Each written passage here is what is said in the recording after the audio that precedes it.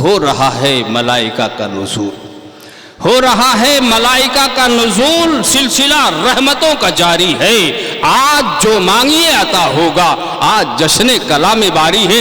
एक अजीम कारी को मैं आपकी खिदमत में ला रहा हूँ, जिस पे हिंदुस्तान नाज करता है। वो ज़ात है हज़रत मौलाना कारी तैयब जमाल साहब, उस्ताद मदरसा तहफ़ीज़ कुरान ज़करिया सहारनपुर। आप सुनिए, दिल थाम के सुनिए। अस्सलामु अलैकुम व रहमतुल्लाहि व बरकातुहू। हज़रात, कुछ कहने का मौका तो नहीं, मगर आज़मगढ़ और मऊ की ज़मीन ज़ेरख़ेज़ है। यहाँ के जितने भी उलमा हैं बड़े बड़े मदारिस में बड़े ओहदों पर फाइज़ हैं। तो हम यहाँ आए तो बड़ी खुश नसीबी की बात है हमारी। आप हज़रात के सामने कुछ तिलावत पेश करूँगा।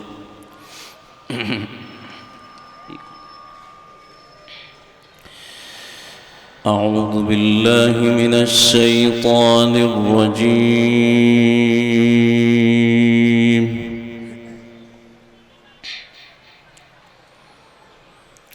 बिस्मिल्लाहिर रहमानिर रहीम।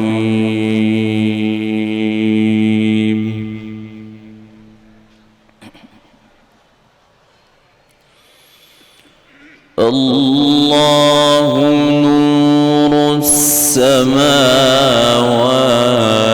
वल अर्द।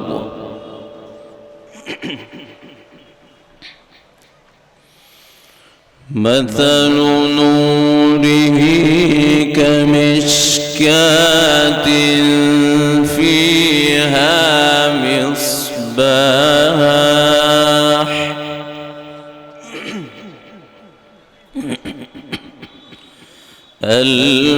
المصباح في زجاجة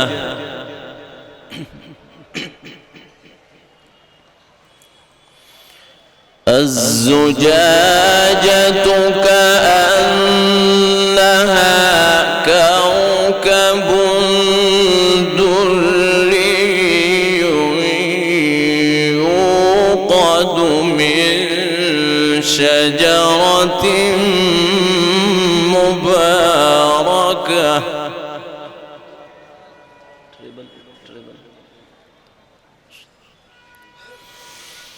يوقد من شجرة مباركة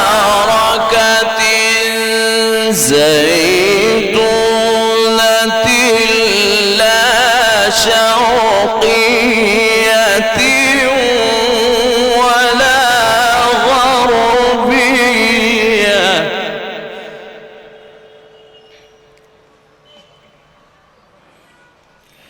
يكاد زيتها يضيء ولو لم تمسسه نار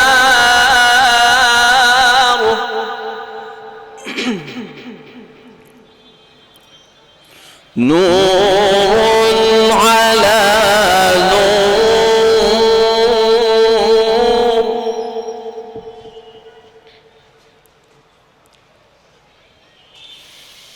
نور على نور يهدي الله لنوره من يشاء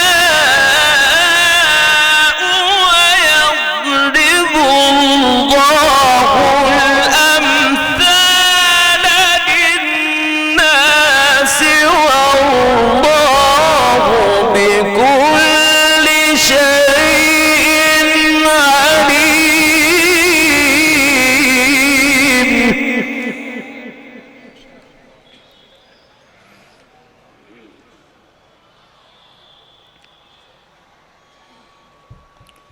والله بكل شيء عليم.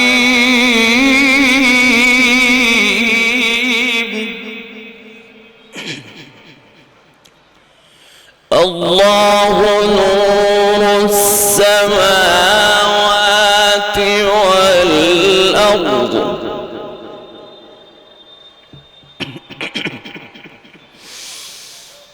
مثل نوره كمشكاة فيها مصباح، المصباح في زجاجة، الزجاجة كأنها كوكب دري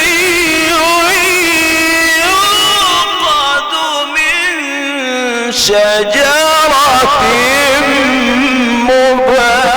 مباركة.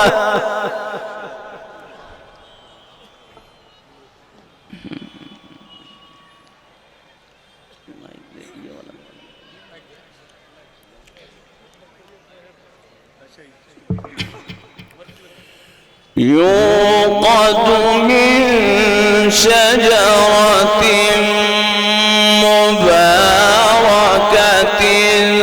زيتونة لا شرقية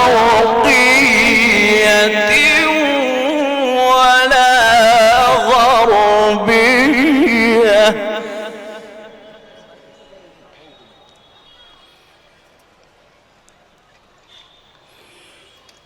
يكاد زيتها يضيء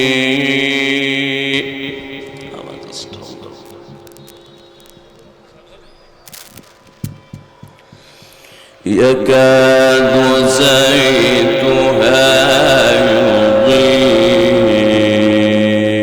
ولو لم تمسسه نار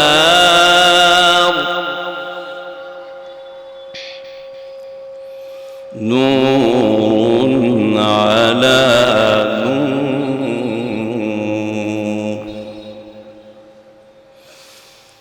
نور على نور يهدي الله لنوره من يشاء ويضرب الله الأمثال للناس والله بكل شيء عليم.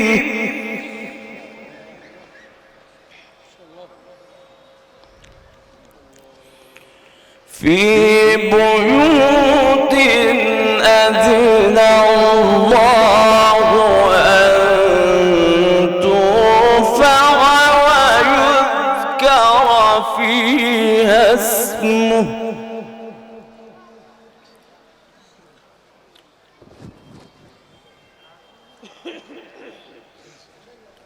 يسبح له فيها بالغدو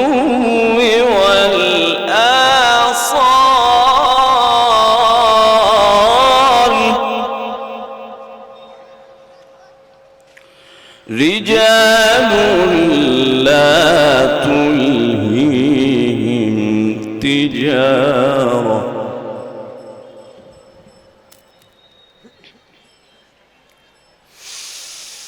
لا تلهيهم تجارة ولا بيع عن ذكر الله وإقام الصلاة وإيتاء الزكاة يخافون يوما تتقلب فيه القلوب والأبصار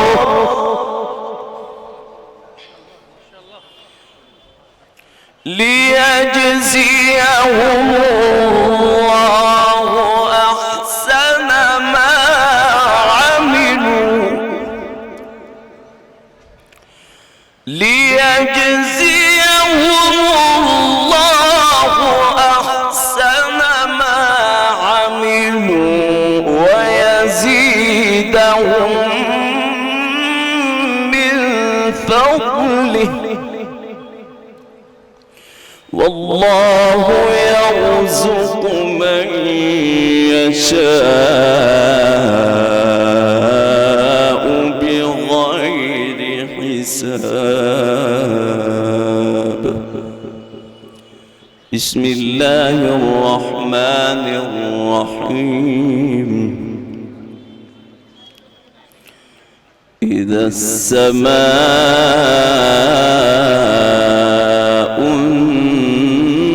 انفطرت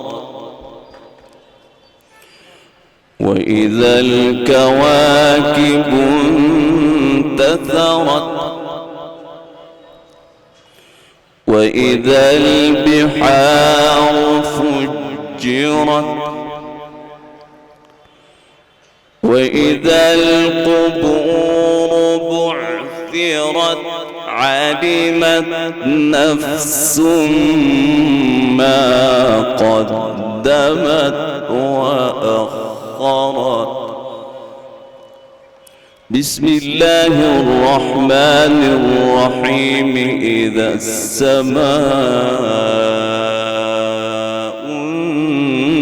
انفطرت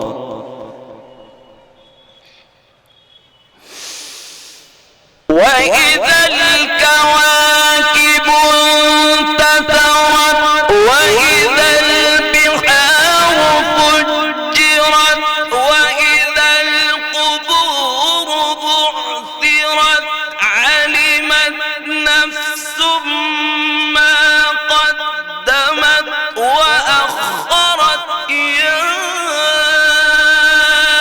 أيها الإنسان ما غرك بربك الكريم الذي خلقك فسواك فعدلك.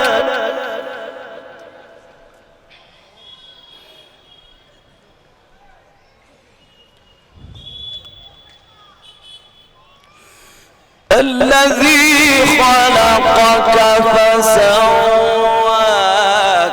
فعدلك.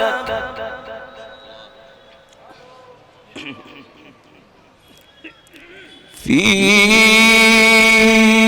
أي صورة ما شاء ركبك.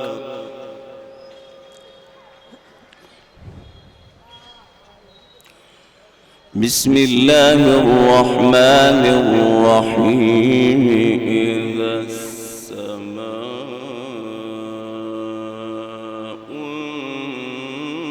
انفطرت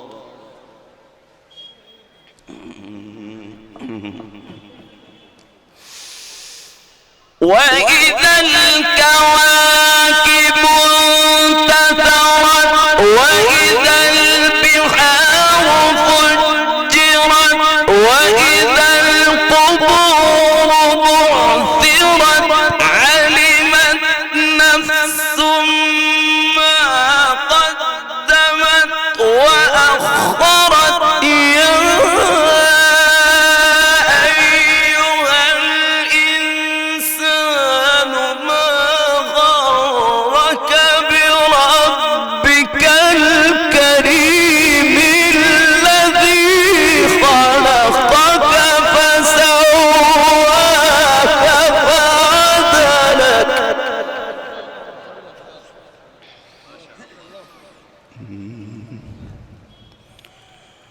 الذي خلقك فسواك فعدلك.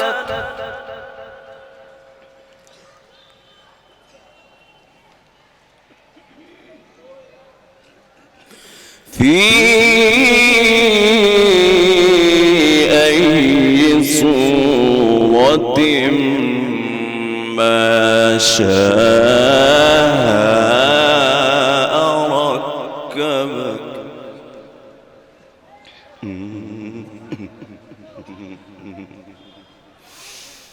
يا أيها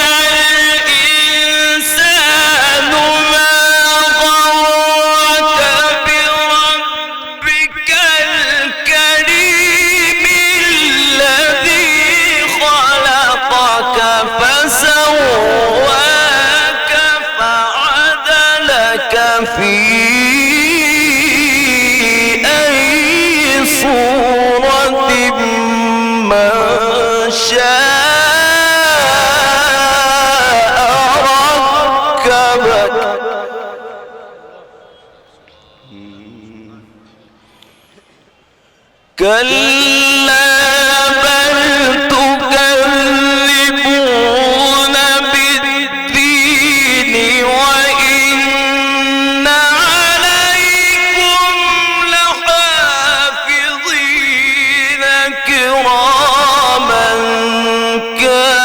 كاتبين يعلمون ما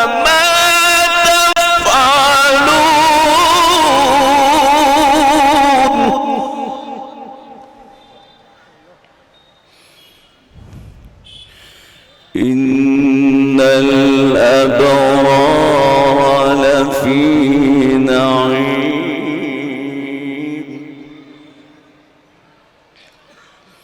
وإن الفجار لفي جحيم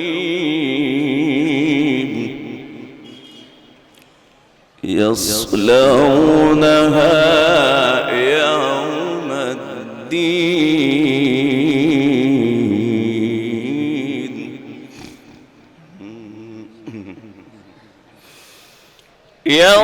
يصلونها يوم الدين وما هم عنها بغائبين وما أدراك ما يوم الدين ثم ما أدراك ما يوم الدين يوم لا تملك نفس لنفس شيئا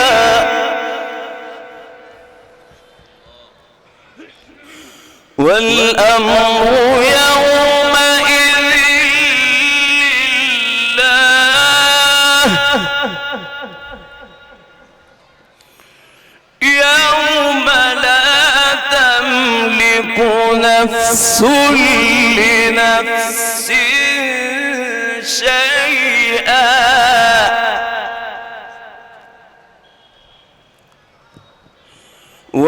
والأمر يومئذ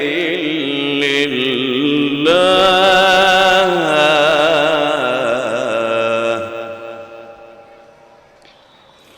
بسم الله الرحمن الرحيم ألم نشرح لك صدرك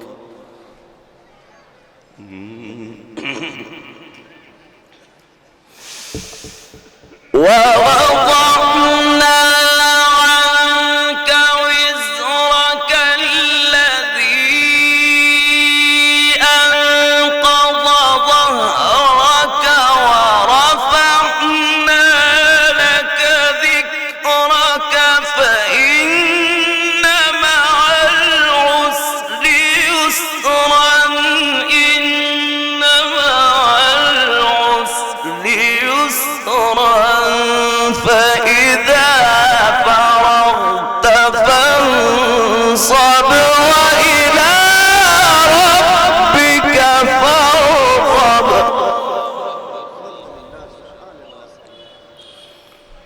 فإذا فرغت فانصب وإلى ربك فارغب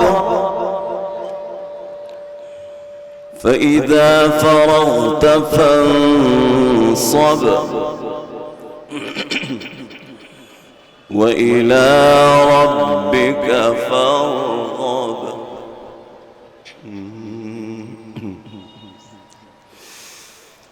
فإذا فرغت فانصب وإلى ربك فارغب بسم الله الرحمن الرحيم قل أعوذ برب الفلق من شر ما خلق ومن شر غاسق إذا وقب ومن شر النفاثات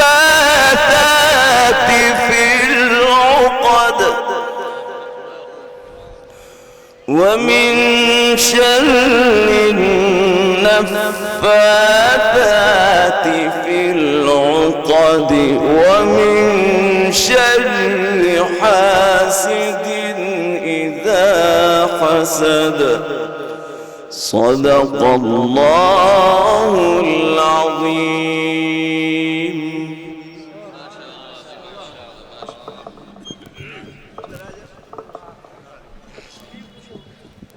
حضرات، مقطع میں آپ پڑھی ہے سخن گسترانہ بات، ذرا آواز بڑھی ہونی چاہیے. علم عزت ہے، علم رفعت ہے، علم قوت ہے، علم طاقت ہے، علم رحمت ہے، علم راحت ہے، علم شوکت ہے، علم دولت ہے، علم اللہ سے ملاتا ہے، علم شیطان سے بچاتا ہے، علم سے دل میں نور ہوتا ہے، دل کو حاصل سرور ہوتا ہے.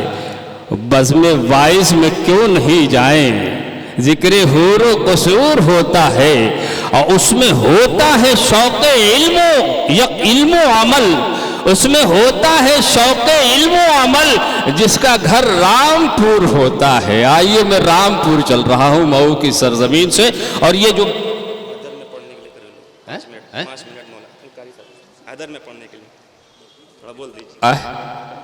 چلیے بھائی قاری صاحب تشریف لائیں اور حدر میں ذرا تلاوت کلام مجید فرما دیں. بہرحال ہم اپنے اپنے مہمان ہی کا وقت لیں گے، آپ یہ بھی ذہن میں رہے.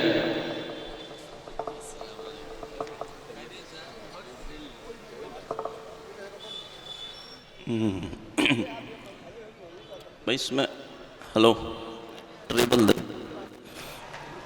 حضرات محترم، میں 3 ائمہ حضرات کے انداز میں بس تلاوت پیش کروں گا. سب سے پہلے مکہ مکرمہ کے امام دکتور سعود ابن ابراہیم الشریم، اور دوسرے شیخ بلیلہ، تیسرے شیخ عبدالرحمن السدیس کے انداز میں، اور ان کی تکبیرات انتقال. بس یہ مختصراً میں آپ حضرات کے سامنے پیش کروں گا.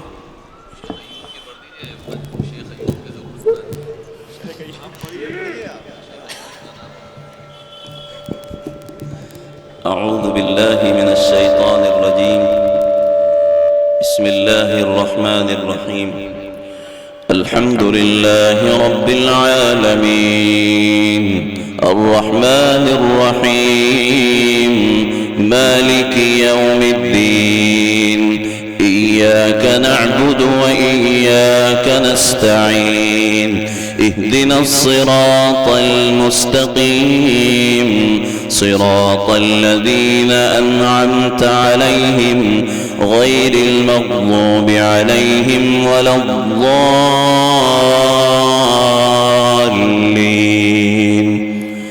إن الصفا والمروة من شعائر الله فمن حج البيت واعتمر فلا جناح عليه أن يطوف بهما ومن تطوع خيرا فإن الله شاكر عليم. إن الذين يكتمون ما أنزلنا من البينات والهدى من بعد ما بيناه للناس في الكتاب أولئك يلعنهم الله ويلعنهم اللاعنون. مکہ مکرمہ کے ایک امام ہیں شیخ بلیلہ، جو میں نے حرم مکی میں کھڑے ہو کے اپنے کانوں سے جو تلاوت اور جو آیتیں سنی تھی ان کو میں آپ حضرات کے سامنے پیش کروں گا. عشاء کی نماز میں انہوں نے تلاوت کی تھی. الحمد للہ رب العالمین الرحمن الرحیم مالک یوم الدین ایاک نعبد و ایاک نستعین نستعين اهدنا الصراط المستقيم صراط الذين أنعمت عليهم غير المغضوب عليهم ولا الضالين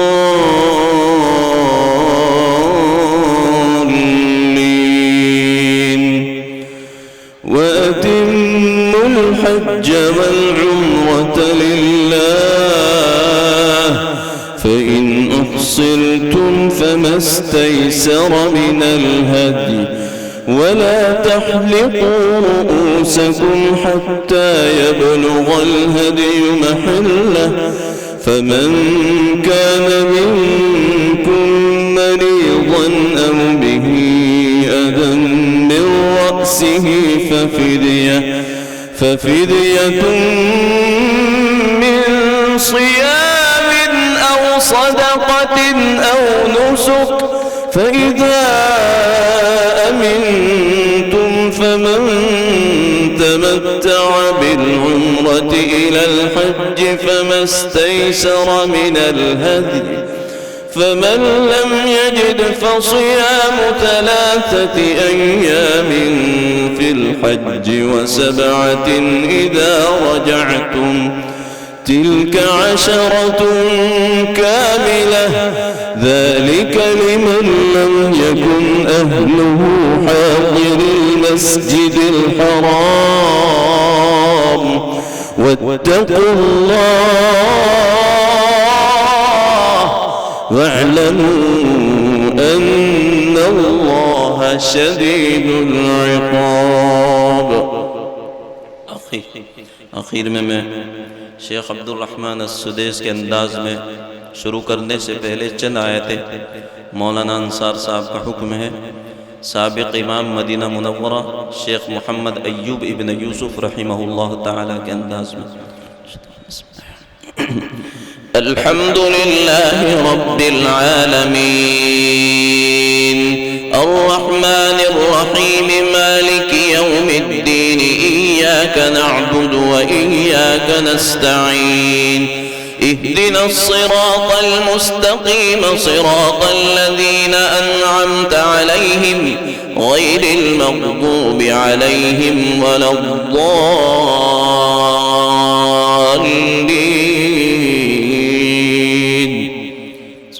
إذا زلزلت الأرض زلزالها وأخرجت الأرض أثقالها وقال الإنسان ما لها يومئذ تحدث أخبارها بأن ربك أوحى لها يومئذ يصدر الناس أشتاتا ليروا أعمالهم فمن يعمل مثقال ذرة خيرا يره ومن يعمل مثقال ذرة شرا يره.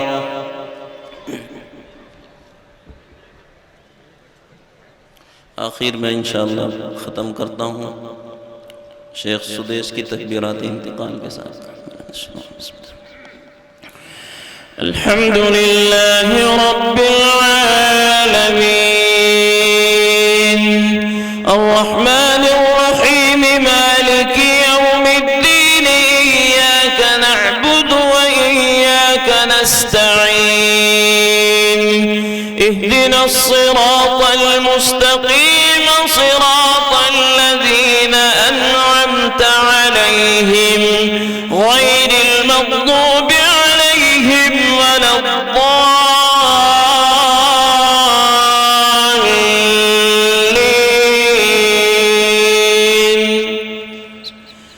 قل أعوذ برب الناس ملك الناس إله الناس من شر الوسواس الخناس الذي يوسوس في صدور الناس من الجنة والناس. الله أكبر.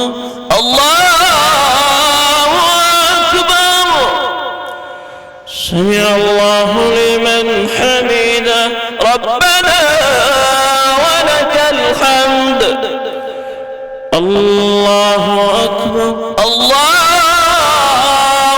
اکبر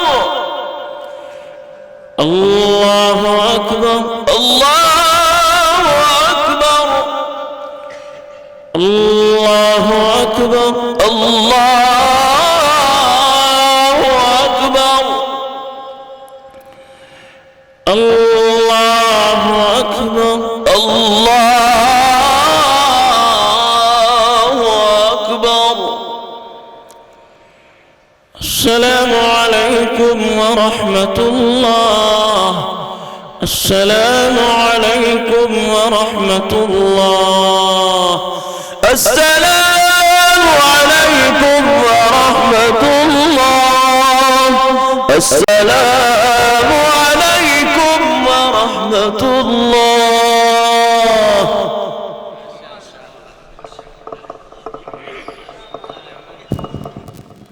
اب ہو چکی نماز، مصلی اٹھائیے بھیا۔ ایسا ہے کہ اس میں شبہ نہیں کہ جب قرآن مقدس کی تلاوت ہوتی ہے تو فرشتے جو ہے قریب آتے آتے قاری کے ہونٹوں پہ اپنے ہونٹ رکھ دیتے ہیں، کیونکہ یہ نعمت انسانوں کو ملی ہے۔ فرشتے قرآن کی تلاوت پہ قادر نہیں ہے سوائے حضرت جبریل علیہ السلام کے، اس لیے ان کو رشک ہوتا ہے آپ کے اوپر کہ اللہ نے یہ کیسی نعمت ان کو عطا کی ہے، اس پہ ان کو قدرت نہیں، تو وہ اس قاری کے ہونٹوں سے اپنا ہونٹ ملا دیتے ہیں۔